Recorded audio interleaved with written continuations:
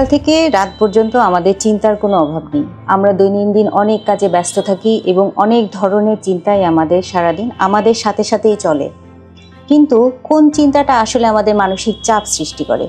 আপনি ভেবে দেখুন, সেই চিন্তাটি আপনার মানসিক চাপ সৃষ্টি করবে যে মানসিক চাপটা সামলানোর মতো যথেষ্ট ক্যাপাবিলিটি আপনার নেই বা রিসোর্সের আপনার নেই। আমরা আজকে মানসিক চাপ নিয়ে কথা বলবো এবং সেখান থেকে কিভাবে আমরা পরিত্রাণ পেতে পারি তা নিয়ে বলবো।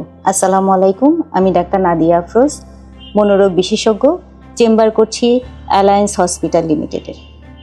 বলছিলাম মানসিক চাপ নিয়ে। ধরেন আপনি কোনো পরীক্ষা দিতে যাচ্ছেন বা চাকরির ইন্টারভিউ দিতে যাচ্ছেন। জিনিসটি যথাযথভাবে খুব মানসিক চাপের, কিন্তু কখন এটা আপনাকে অতিরিক্ত মানসিক চাপ সৃষ্টি করবে?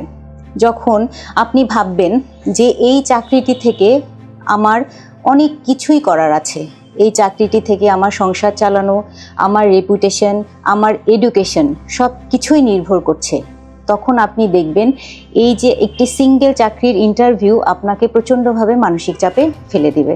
কারণ এই ক্ষেত্রে আপনার এক্সপেকটেশন অনেক বেশি, আপনি এখান থেকে অনেক কিছুই আশা করছেন, জিনিসটি আপনার জন্য চাপযুক্ত। একইভাবে কোনো স্টুডেন্ট যখন কোনো ভর্তি পরীক্ষা দিতে যাচ্ছে, তার জন্য এটা মানসিকভাবে প্রচণ্ড অস্বস্তিকর হবে যখন সেখান থেকে ভাববে যে আমাকে এই ক্লাসটা অর্জন করতে হবে, আমাকে এই গ্রেডটা পেতে হবে। চারপাশে চাপ তো আছেই, বাবা মার এক্সপেকটেশন। তখন কি হবে, ছেলেটি বা মেয়েটি যে ধরনের রেজাল্ট করার কথা বা যে ধরনের ফল আশা করছিল তার থেকে তার রেজাল্টটা অনেকটাই খারাপ হবে।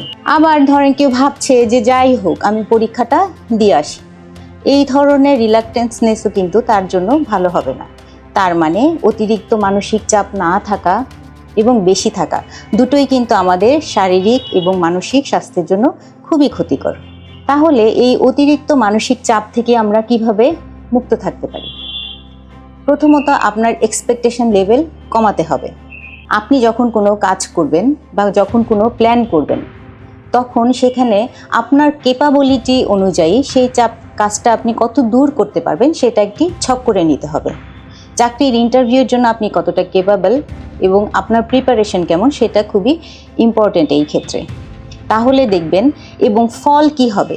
আপনি ধরেন যে আপনি রেজাল্টটা ভেবে নিচ্ছেন যে আমাকে এই গ্রেডটা পেতে হবে, আপনি যখন ফল নিয়ে চিন্তা করছেন তখন কিন্তু মানসিক চাপটা বেশি হচ্ছে।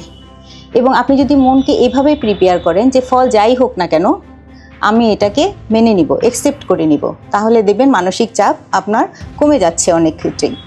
বা চাকরিটা আমি যদি না পাই তাহলে আমার বড় ধরনের ক্ষতি হবে, আমার সংসার চালানো হবে না বা বন্ধুদের কাছে আমার নাক কাটা যাবে। কিন্তু আপনি যদি পজিটিভ ওয়েতে ভাবেন যে থেকে আমি আরেকটা বেটার অপরচুনিটির জন্য চেষ্টা করব, তাহলে দেখবেন মানসিক চাপটা কমে যাচ্ছে। মানসিক চাপ ভালো রাখার 2 নম্বর উপায় হচ্ছে আপনি একটা জিনিসের অনেকগুলো ওয়ে ভেবে রাখা, যে আমি যদি এক্ষেত্রে সফল না হই তাহলে কীভাবে আমি আর সফল হতে পারবো। 4-5টা ওয়ে ভেবে রাখা। বা কোনো সমস্যায় পড়লে আপনি যদি ভেবে নেন যে আমার এই সমস্যাটা থেকে বাঁচার জন্য কি উপায় আছে। আপনি একটি বড় ডিজিজে আক্রান্ত হলেন, আপনার রিসোর্স কম, আপনার টাকা পয়সা কম, আপনার হসপিটাল ফ্যাসিলিটিস কম, সেক্ষেত্রে আপনাকে অ্যাকসেপ্ট করতে হবে যে আমার এই রিসোর্সের মাঝখানে আমাকে চিকিৎসা করতে হবে। এবং অতিরিক্ত মানসিক চাপ যদি আমি করি তাহলে আমার স্বাস্থ্য আরও খারাপ হবে, মানসিকভাবে অসুস্থ হয়ে যাব। তাহলে আমাকে এর থেকে বাঁচার জন্য আমার যা আছে আমি যদি সেটা নিয়েই তৈরি থাকি তাহলে দেখা যাবে মানসিক চাপ অনেকটাই কমে যাবে। তৃতীয়ত আপনার নিয়মিত এক্সারসাইজ, ঘুম। এক্সারসাইজ আপনাকে এন্ডরফিন রিলিজ করবে ব্রেনে, যেটা আপনাকে মানসিকভাবে ভালো রাখতে সাহায্য করবে। খুব যখন মন খারাপ লাগবে আপনি কথা বলুন, আপনার বিশ্বস্ত কারোর সাথে মন খুলে কথা বলুন। হেল্প চান, যখন কথাগুলো শেয়ার করবেন আপনি যে ভঙ্গিতে ভাবছেন আপনার কাছের মানুষটি হয়তোবা অন্য ভঙ্গিতে ভাবতেও পারে, সে আপনাকে বেটার ওয়ে বলতেও পারে। আপনার সংকীর্ণতা, চিন্তার যে একটা ন্যারো ওয়ে থাকে সেটা অনেকটা ওয়াইড করতে উনি আপনাকে সাহায্য করতে পারেন। এই ধরনের আরও টিপস পেতে আপনারা আমাদের সাথেই থাকুন, অ্যালায়েন্স হেলথ টকের সাথে থাকুন, অ্যালায়েন্সের সাথেই থাকুন। Let's smile together.